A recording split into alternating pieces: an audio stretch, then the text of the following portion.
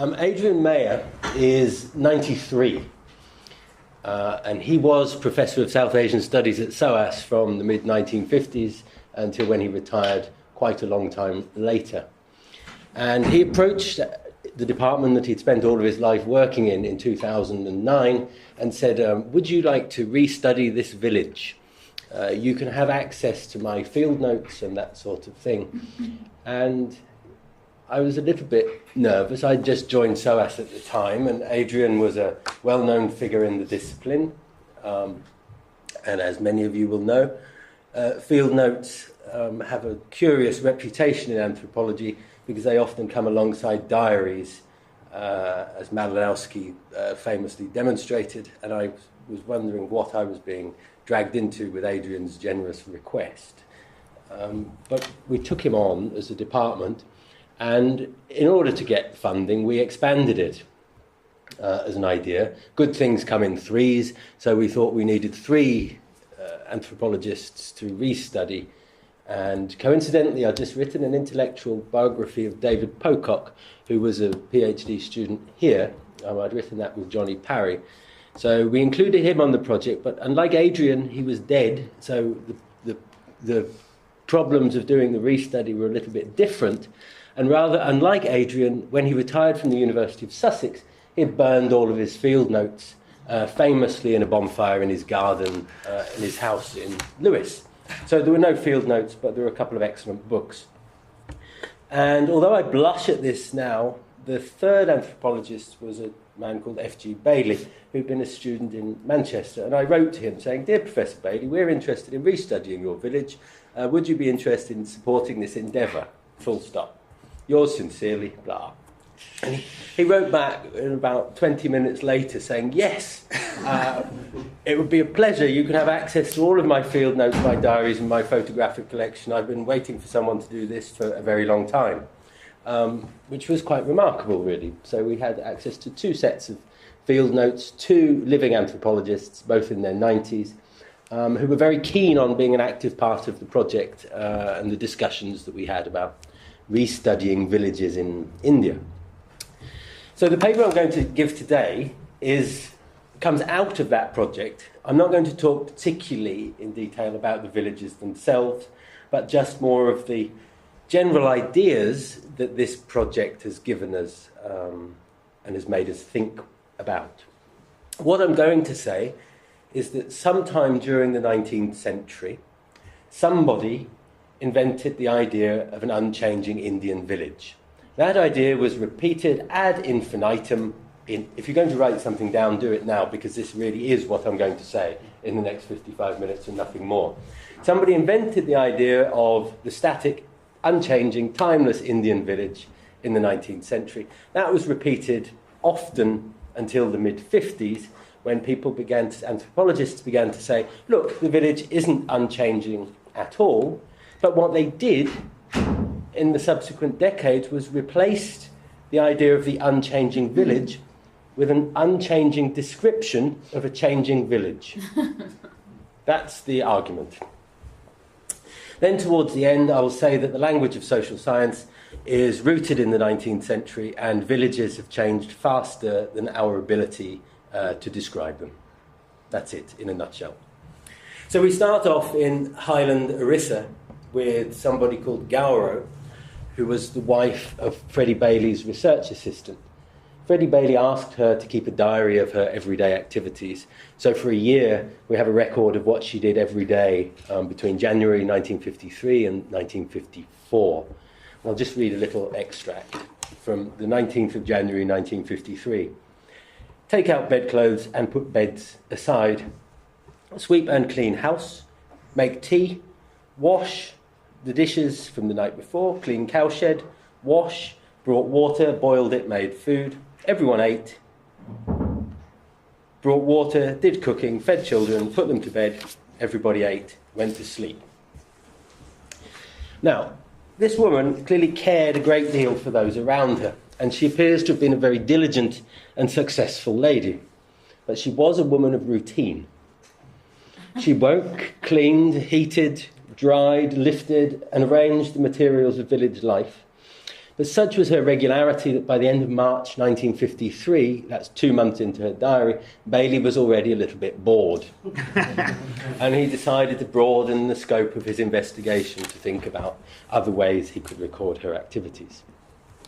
But I think the diary is particularly interesting because it shows quite clearly that she handled manufactured cloth and trade goods such as tea and sugar, which were usually brought by her husband from the nearby town. Most of the household's transactions were not in cash, they were in paddy. So they paid the washerman, the barber, the herdsman in paddy rather than money. They were in permanent debt, however, to local moneylenders, using cash for things like kerosene, salt, oil, and, as I've already said, cloth. But her routine, as you read through the diary, is encompassed by other routines, such as collecting firewood and recovering domestic surfaces with cow dung. The general orientation of the diary, then, is towards the agricultural cycle and to the collection and distribution of manure, the preparation of fields, harvesting, processing, and drying. In the diary, there's a procession of village rituals which also influence her activities and what she does. The year is punctuated by several major events which include dysentery, losing a cow and a calf in a flood, giving birth, which she manages to do in a line, and leaving the village occasionally for wedding rituals, shopping, and once to rescue her sister-in-law who was being beaten by her husband. There's a surprising amount of coming and going in this diary. People are coming in and leaving the village all of the time for a whole series of purposes. But there's no sense of leisure. There's no sense of taking time to chill out. And quite clearly, daily life is firmly oriented towards agricultural production, processing, and distribution. So what I want to do in the paper is to take you from this 1950s world to explore the radical transformation of the rural world as we can see it in India, and the less radical transformation of the big ideas of social science through which we try to understand the transformation. So by juxtaposing the 1950s with more recent fieldwork in the same village, I'd like to show that barely perceptible change on a daily basis, and as seen in Gauro's diary, has actually produced some really quite radically new rural realities. So Roma's wife's routine does not change noticeably throughout the course of the diary. However, if such a diary were maintained today by a woman in the same village, I think the results would be strikingly different. Well, I know they would be strikingly different because we did a year's field work in this village. Neither the household nor the agricultural cycle would have singularly prominent roles. And in some, and somewhat in anticipation of what's to come, the tasks of daily life will have broadened and accelerated. So in setting up this juxtaposition between the 50s and now, we've found the work of Henri Lefebvre to be a provocative anchor for this kind of longitudinal approach to rural change. And his work has not spent much time in rural India, so it's sort of refreshing in some ways to bring a new idea to village studies.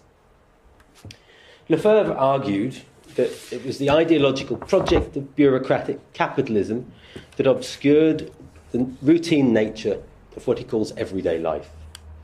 The everyday becomes drained of its historical meaning because it seems to be constituted by the endless production of newness, ideas such as development, innovation, fashion. So the everyday, that's the everyday you see in Gauro's diary, seems to become natural and somehow inevitable. It doesn't have any origin, it has no direction, it's just going. Everyday life becomes the recurrence of generated activity that, although oriented to the agricultural cycle, don't have any other structure than that, other than the repetition, which Bailey quite quickly grew bored of.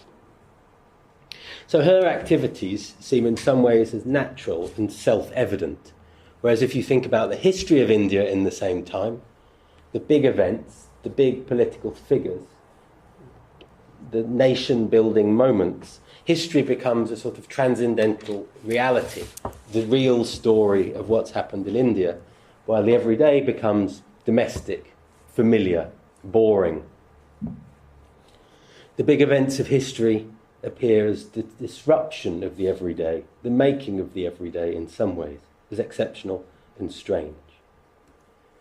So in this arrangement, you're left with the historicity of history and the timeless and pointless repetition of the everyday. The everyday remains, of course, Gowrow keeps her diary, but it's history that changes the order of things. Recent anthropological literature outlines what we might think of as a state of anticipation, a proliferation of futures, and new ways of linking past and present. Doubt and conflict brings generalized and heightened anxiety about the future. And with this uncertainty comes a new politics of temporality, the argument goes, an anticipation of what is to come, and the anticipation itself becomes a hegemonic formation. The result is a proliferation of prognostic politics and a growing interest in what will happen next, i.e. in the future. The German sociologist Hartmut Rosser wrote a big and ambitiously titled book, which I personally would never have the confidence to name my book as he does. He calls it Social Acceleration, a New Theory of Modernity. Despite the title, the book is deeply interesting. He suggests that the present has shrunk. What he calls the dynamization of the world from around the time of the Industrial Revolution corresponds to an acceleration. In technological, social and personal spheres, life has speeded up. He's not, of course, the first person to have said this.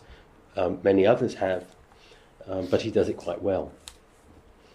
Such acceleration, he suggests, is the direct reflection of capitalist expansion, which requires infinite growth and innovation. In his view, society can't be stable now unless it is speeding up. The acceleration is what provides stability. The acceleration is driven by individual fear, competition, and the perception of satisfaction derived from consumption, as we see each struggle as an attempt to increase our own cultural capital. For him, the speeding up of the world has had two significant alienating consequences. The first is that the period of time during which expectations based on past experience reliably match the future has shrunk. The second is that acceleration leads to what he calls desynchronization of other rhythms, which cannot be similarly accelerated. So he's arguing that life is speeding up in technological, social and personal forms, but the structural conditions in which those things are produced, such as seasonal cycles, cycles of democracy and agriculture, importantly, cannot really be speeded up in the same way. And when those two sets of rhythms become out of sync, he argues the result is alienation. So in some ways, he manages to modernize well-known theories of growth and speed as understood by Marx and others. His version is a sort of Marx with Facebook and Engels with Instagram kind of view of it. However, I think his view of technology is rather flat and Eurocentric and doesn't really help me understand what's happened in village India over the last 60 years. But I think it's important to think about his work in relation to Indian villages because of the contrast it generates. In Indian villages, I want to suggest in some ways the social worlds of technology are richer, and therefore the complication of acceleration, the picture of acceleration is much more complicated and much more differentiated. What do I mean by that? well. This opening slide is the countryside around the village of Jamgod, where Adrian Mayer did his fieldwork in the first 5 years of the 1950s. It's electric infrastructure, it's concrete, it's roads, it's water infrastructure. That is the same piece of countryside where Adrian Mayer was 60 years ago. This is Romer's wife Gowro's diary, as recorded in Freddie Bailey's field notes. This is a vehicle called the Hansiat Tempo, which keeps much of central rural India moving. It's based on a 1924 German design, and it's been made by Bajaj in India since 1958. The same company that manufactures this vehicle also manufactures the Formula One car.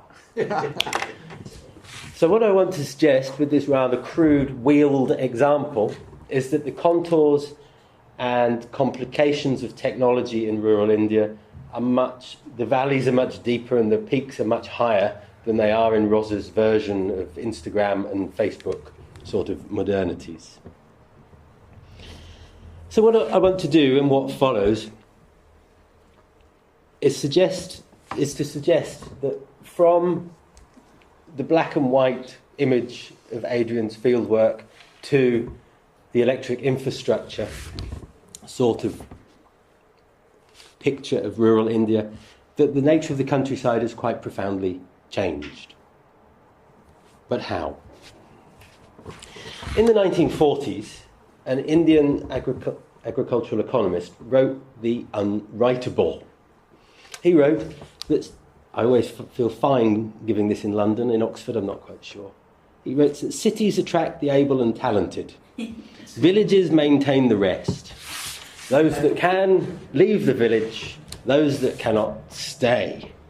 He continues, a natural selection divides the population into two fundamentally different classes. To that you might counter that actually it's the most unsuccessful villagers who have to leave the village because they feel out of place and are no longer happy doing village stuff. More recently, the sociologist of rural India, Dipankar Gupta, takes it a step further. He says that the village has actually died. The economy is as lifeless as the villager, and everyone is desperate to get out. The Indian village, although far from here, has played a surprisingly important role in many of the ideas taught here, especially in relation to history, politics. And in a sense, the Indian village has become a critical example in both conservative and revolutionary thinking. The village has been comprehensively used and abused. It's become a site of fantasy for the left, for the right, for liberals, mythologists, and pundits. The idea has become a vessel into which all manner of political ambition has been poured. In the 19th century, the Indian village became fashionable amongst European intellectuals and colonial officers. By the mid-19th century, mid to late, a new comparative way of thinking about the world had emerged, in which India and Europe were seen as different phases along the same path of human development. Europe was India's future, the argument went, and India was Europe's past. India contained European civilization in its earliest known form, and amongst the relics so preserved there was, of course, the Indian community, the village community. In reviewing this literature, Marx and Engels put it bluntly. They suggested that the Indian village had remained unchanged since the Dark Ages. All the trades and crafts necessary for the agricultural community to survive and reproduce were to be found in each village. The washerman, the barber, the herdsman, and so forth. There was no need, according to them, for anything to change. Such a vision of the village, in some ways, became one of the pillars of imperial policy and domination on the subcontinent. and the idea of a timeless Indian village increasingly took root in European school textbooks, as well as among sections of an Indian elite and administration. But it was almost certainly the case that colonial policies relating to revenue, settlement, sedentarisation of wandering populations, and other policies like that contributed to the making of Indian villages at the time. Imperial arguments were made for economic liberalisation on the basis of customary inequalities and modes of property ownership seen in villages.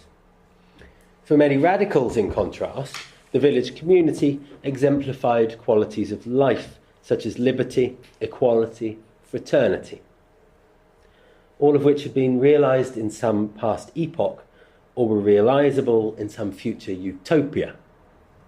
But significantly, these qualities were seen as being at risk. The historian Clive Dewey makes an important point in relation to this debate.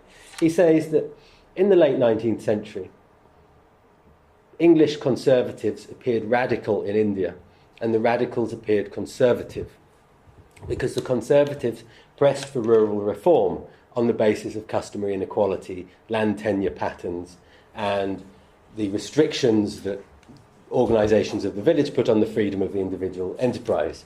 Whereas for radicals, there was a utopia to be found in the village. I think it's an important point about how ideas travel, change, and become something else as they do so. But all in all, in this period, the village occupied a somewhat painful and ambiguous position. It symbolised the world that Europeans had lost, somehow, and a profoundly nostalgic view of an alternative society was often associated with it, which could, depending on your political persuasion, either be compared to the present for signs of progress or for signs of degeneration. You can do a lot with a village. So skipping forward a few decades to the 30s and 40s, new ideas of development and governance took root in India. Gandhi famously saw the future of the decentralised national government in the village. He believed that self-reliant villages were the foundation for a future just, equitable and non-violent order. Incidentally, he also saw that one of the major conflicts in India was between rural and urban folk. Ambedkar famously asked, "What is the village but a sink of localism, a den of ignorance, narrow-mindedness and communalism?" Interestingly, Ambedkar grew up in a village. Gandhi and Nehru didn't. Nehru favoured industrialisation, believing that agricultural growth would naturally follow, and the intractable problems of the Indian village would in turn be solved. India sort of went Nehru's way, with a little bit of village governance from Gandhi thrown into the mix as well. At independence in 1947, rural India was in ruins. Astonishingly, in 1948, India was dependent on food imports, which is an embarrassing sort of historical occurrence. However, 90% of the new electorate lived in villages. Food, agriculture, votes suddenly became centre to the metropolitan politics of the country in a way that they never had been before. Universal suffrage, the vote, was given in 1950. So women like Gauro, who I opened with, had a vote for the first time, as cash, democracy, and the institutions of government found their way into the village. There's a very nice passage somewhere in Nehru's writing where he says that the new forces of democracy encouraged many metropolitan intellectuals to go out into the countryside for the first time and painfully discover what the real India was like, because during the colonial period they had no conception and no interest and had no need to think about what happened outside the big cities. He vainly promised self-sufficiency by 1951. Floods, droughts and earthquakes, of course, hampered food production. Famine remained a danger, and the politics of village India were quite literally a politics of life and death.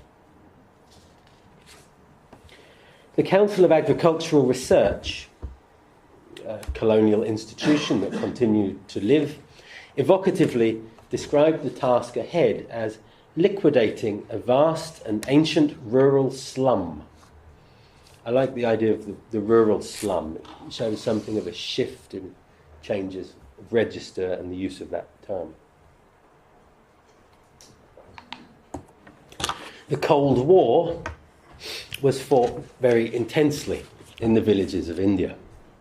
Soft diplomacy, left, right and centre, promoted rival cooperative and commercial agricultural models for village organisation. American food aid and ideas of community development arrived under the slogan, "Strength from America to the free world." The Soviets opened a showroom for tractors in Bombay in 1955 and a model farm in Rajasthan sometime later. And if this all sounds trivial, perhaps it is. In some ways it is, in other ways it's not. We had an exhibition towards the end of this project, and in order to depict the Cold War in Indian villages, we had a map of India with Russian tractors coming down the wall from the north and American tractors coming up the wall from the south. And my dean of faculty, who is not a weak-lipped man, had tears in his eyes as he was recounting how, in his childhood, his father and his uncle had fallen out deciding whether to buy an Indian or a Russian tractor. So deep was the question at the time of which way one's politics were going to go. Science and technology were seen as the way forward. In a well-known advertising campaign, Union Carbide, the American chemical giant, released this astonishing advert with the byline, rather confident byline, "A hand in things to come." It was their factory that blew up in Bhopal in 1984, killing quite a few thousand people. There's a sort of sad, prophetic nature to this particular image. This was released in the 1950s. It was about this time that a new generation of anthropologists began to think through the lives of Indian villages.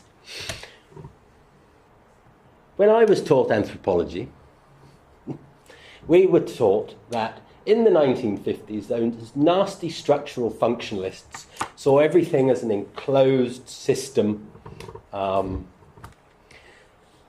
that's very much the attitude I took to rereading the village ethnography of the 1950s. And that is one of the disciplinary myths that in lots of the writing about villages in India still persists.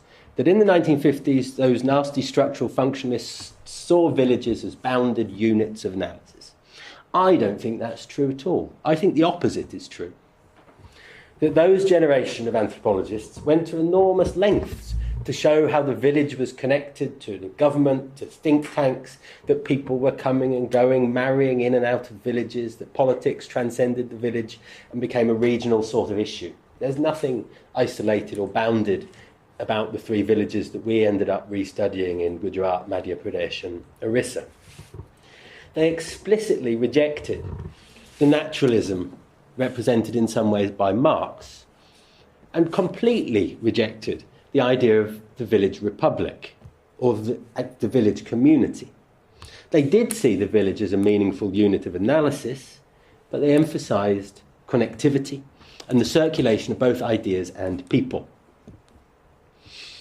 So it was that Adrian Mayer, F.G. Bailey and David Pocock, those whose work we restudied, found themselves in rural India to contemplate again the meaning of the new village, community, new village. But now the village was run through with electoral politics, market economies, and the ideologies of the early chill of the Cold War were being sprayed liberally onto the fields.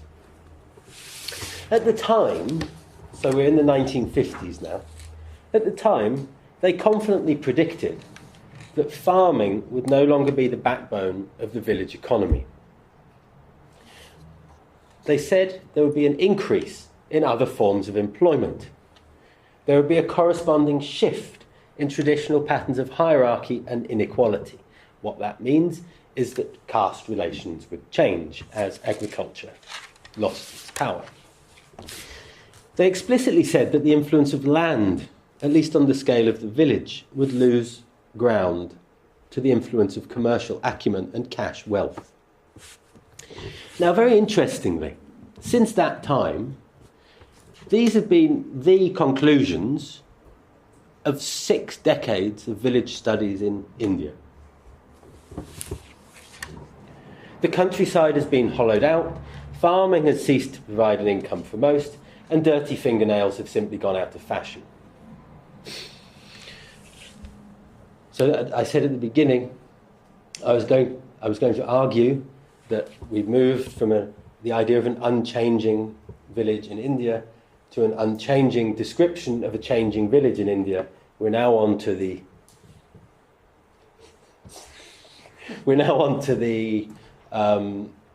bit where the description of the village doesn't change, but the village does. So it's an unchanging, dynamic description of a village, which is a bit convoluted, but I hope makes sense. So why have such findings remained constant over time? It would be laughable to say that nothing had changed in the last 60 years. Gauro, the woman I started with, would still work hard and would probably have debt.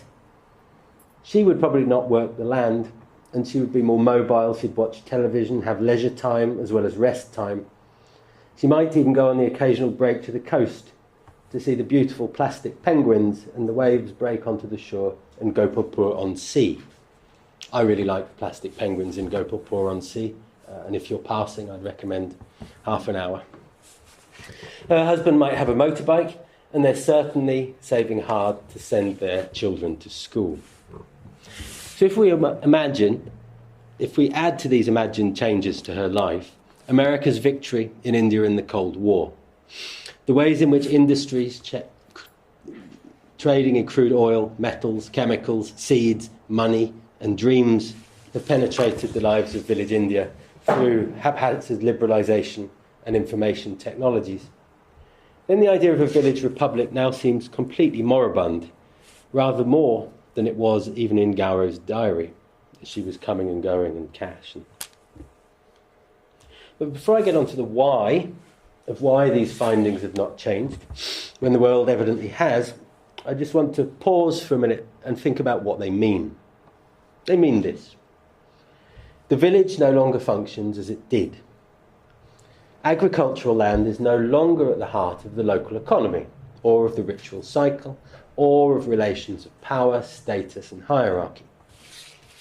The shadows of the agricultural cycle sit rather awkwardly with the new realities. Non-cash relations have all but disappeared in the 3 villages we studied, not in all villages all over India, but in the 3 villages we studied, to be clear. Configurations of caste are no longer tied to land or only to notions of ritual purity. There's been what South Asianists would call a substantialisation of caste in villages. The village has become part of other industrial and post-industrial systems of timekeeping, selfhood, expectation. And increasingly road, water and electricity infrastructure have become synonyms for state development, and in some ways the medium through which the state communicates with villages.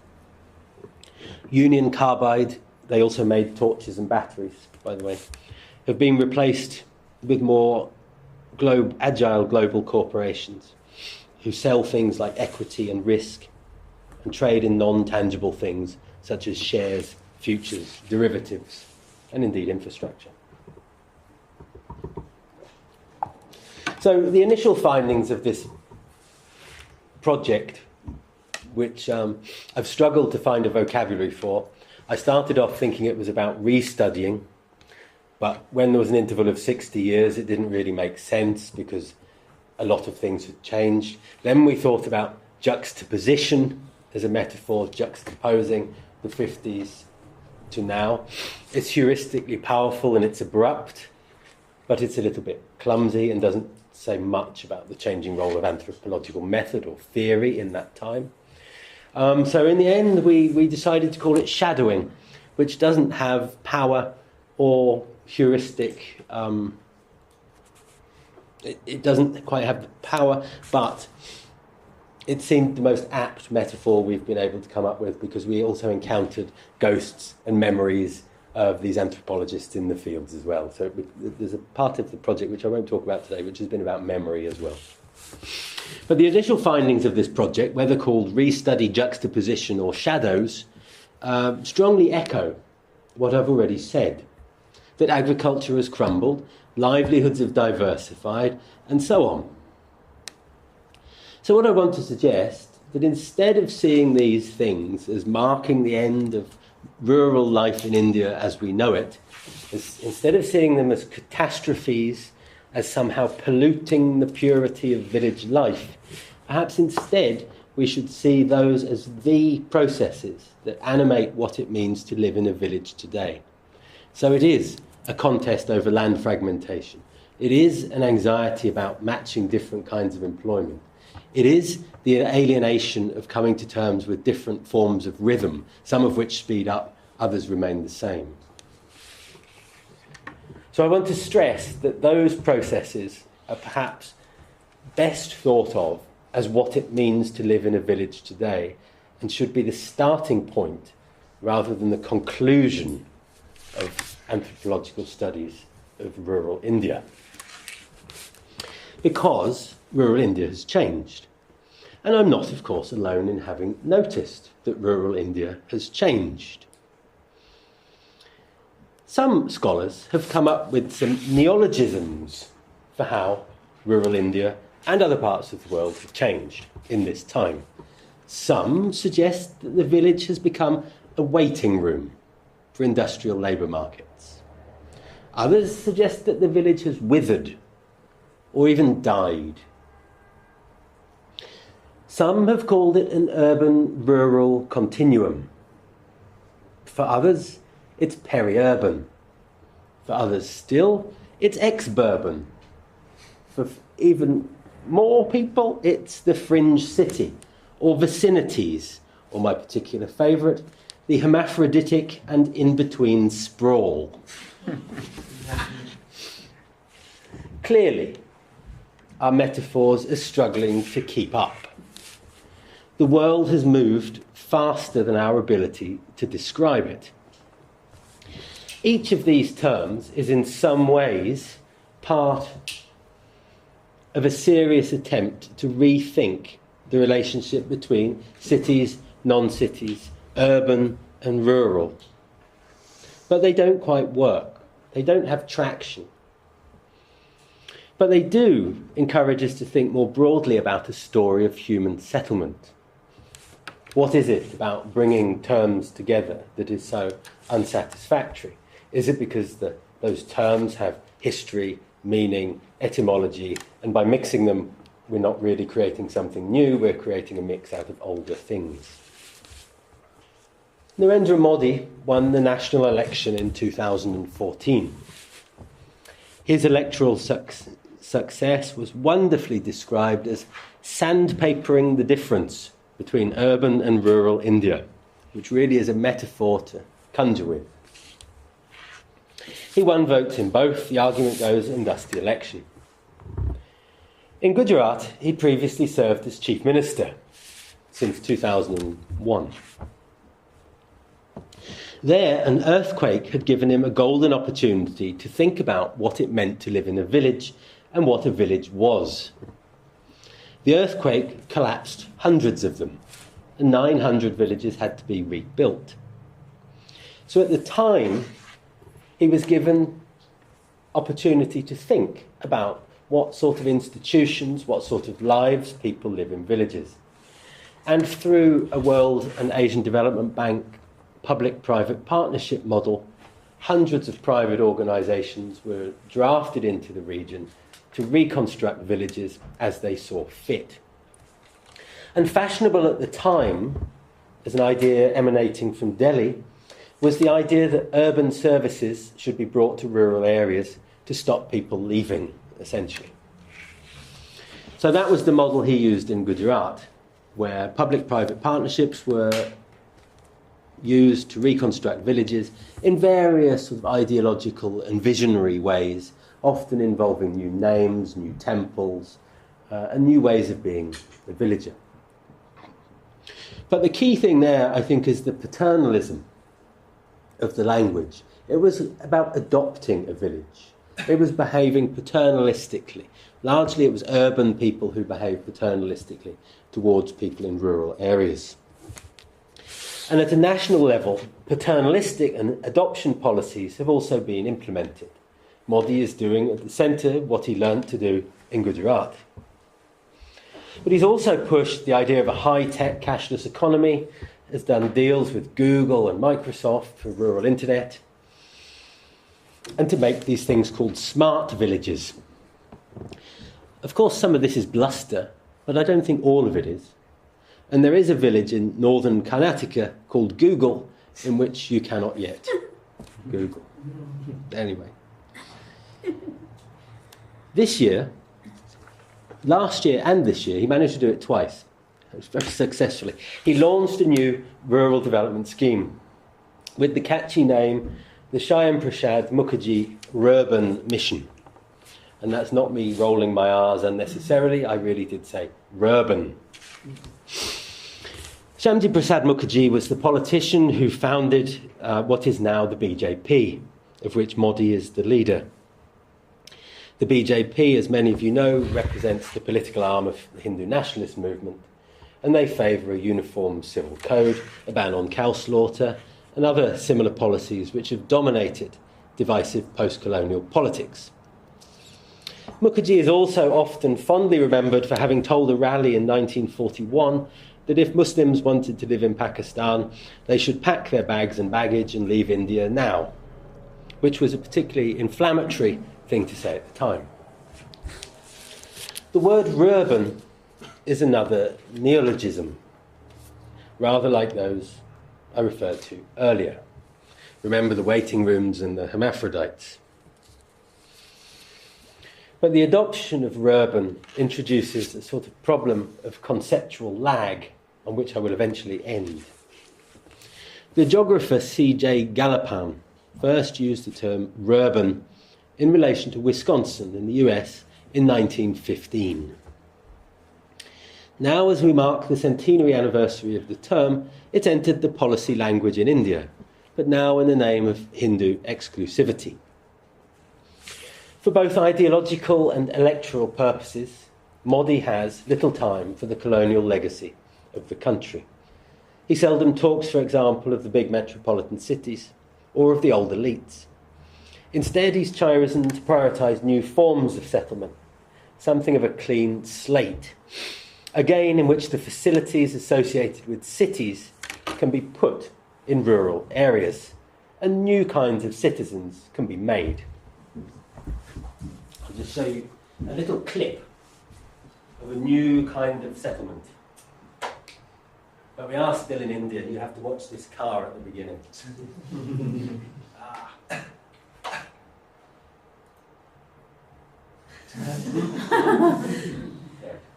I'll just let this play in the background as I carry on talking.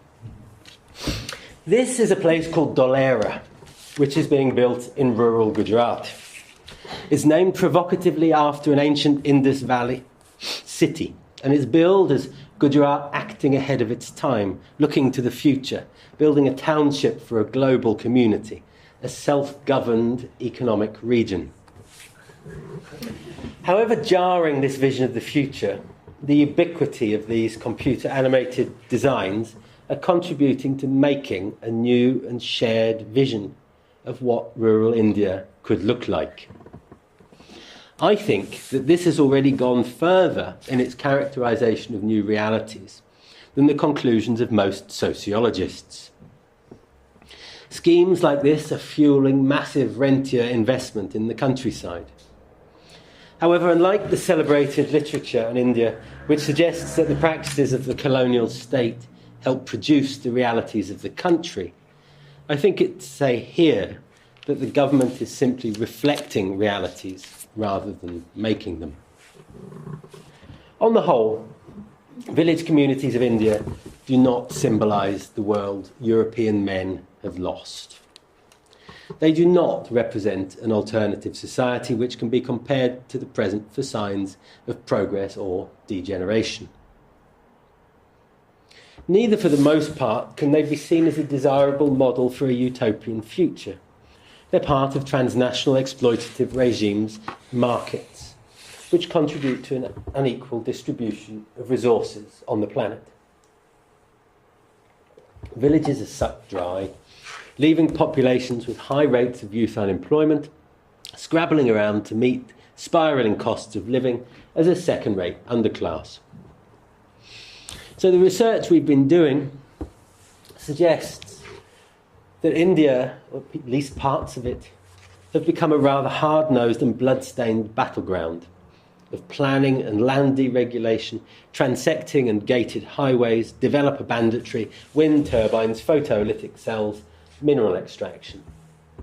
Today's paddy is tomorrow's gated community or global township. Predatory capitalism runs wild. Sand, brick, steel, coal and concrete mafias are buoyed by speculative land investment and boom and bust spirals. And while the future in some parts of India looks rather grim, the current trends have some rather challenging implications. I'm going to stop this now because everyone's looking at that rather than me.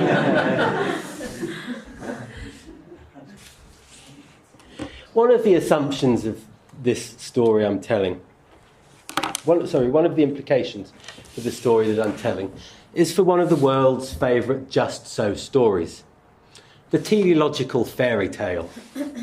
It lurks in the ideas we give our children in classroom textbooks and in other forms of authorised national history.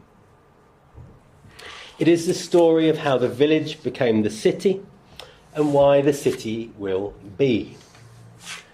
Humans were hunter-gatherers, the story goes. Aided by rudimentary agriculture, those wandering bands moved to semi-permanent villages, and once there, they never looked back. With further technological developments came food surpluses, which led to commerce and trade and craft specialisation. And many years later, with the revolution of manufacturing and governance, came the modern city. It's a neat story, isn't it? Which runs deep and explains how the influential part of the world came to be. It has momentum, inertia, and gives human life a sense of constant betterment and purpose. It focuses our gaze in certain directions, and as it does so, other things are obscured. Those who inhabit the badlands beyond the citadel, beyond the story, those who live in villages, are not writing history, or even the story of their own present. When the story of how the village became the city is pushed into the future, it's typically the intensification of technology in urban areas that's seen to hold the key. The city only gets more city-like. It intensifies in form and enchantment. And at the Milan Expo last year, which was all about agricultural futures, in cities there'll be vertical farms, food you can print, electricity generated by your roof, and so forth. The city only becomes more technological, more city-like. That is the story of the future. And the village largely disappears from this story. But in some ways, however, when we think of the Indian village, the existing paradigms we have to think with continue to defeat us in a way, despite the fact that what we see in the Indian village doesn't fit this story. I want to suggest in the final section that we still have one analytical foot still firmly in the ideas of the 19th century, and this debris is rather unwilling to go away. Social theory continues to take an idealised village as its starting point, however heuristically. The result is that the village is always in decline. As I've said, land is fragmenting, employment is diversifying, you might as well read things are becoming less pure or degenerate. This, of course, is a methodological problem as well as an intellectual one. But it's the case that anthropologists are endlessly describing villages as being under threat, challenged, changing, or being on the verge of lost forever. And this is rather as the great minds of the 19th century also had it. However, evidence from India suggests that in some ways we need to add a new chapter to the story. Not how the village became the city, and then it became more city-like, but how the village has become something else. A new pathway of human settlement is being formed that is not theoretically captured with neologisms. The villages of India have changed faster than our ability to invent plausible new words. F.G. Bailey in the 1950s described what he saw as the expansion of an economic frontier, which was passing over the country like a weather front, bringing votes and cash into villages such as the one I started with. But I think what I'm trying to describe here is more than the entrenching of globalization. It's more than oil conquering rural India, and it's more than paving over fields. And it's more than a simple function of increased populations in full cities rippling out into the countryside. Because the countryside is opening up as new frontiers of ownership and activity come to be. The question of who owns the countryside is going to be the key question. And that, at least, has not changed since the 1950s. That was Freddie Bailey's key question, and I think it's the key question now. In 1967, a long time ago, the anthropologist Edmund Leach gave the Reef Lectures. He claimed that we lived in a runaway world, suggesting that we'd replaced God with science, and we continued to labour under the illusion that the laws of the universe were simply there for scientists to discover. Instead, Leach argued, the laws are increasingly of our own making, not there to be discovered, but to be made. And it's time to take control of our knowledge and what we invent to realise that our actions have consequences. In a similar way, the naturalistic and colonial ideas of the Victorians, who have taken Marx perhaps unfairly as a token, live on in our thought. These ideas do not let us take control of our own social theory. They do not let us describe the Indian village as we can see it.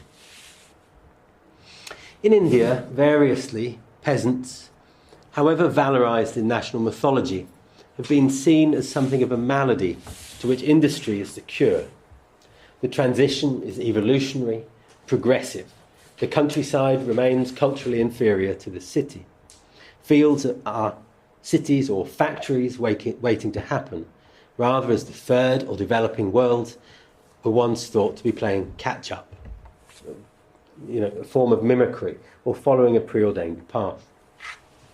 Clearly, these hierarchies also find legitimacy in other interrelated big ideas about nature and culture, in cultural ideas about culture, in youth, maturity, and in the location of primitive and civilization. They're not just ideas that help people get by as they live in crowded urban conditions, often in slums inhabited by others who've managed to escape the horror and tedium of the countryside. These ideas also have strong echoes outside the cities, in the villages that we studied, where rural folk have in some ways embraced the symbolic violence of their own inferiority. Sons of the soil, the rustic, the earthy, that sort of thing. But quite simply, the world is not like that. In this spirit, and this is my last idea, in this spirit, we're clearly required to update our base metaphors and methodologies and come to terms with how the world actually works rather than carrying on like Victorians. Thank you.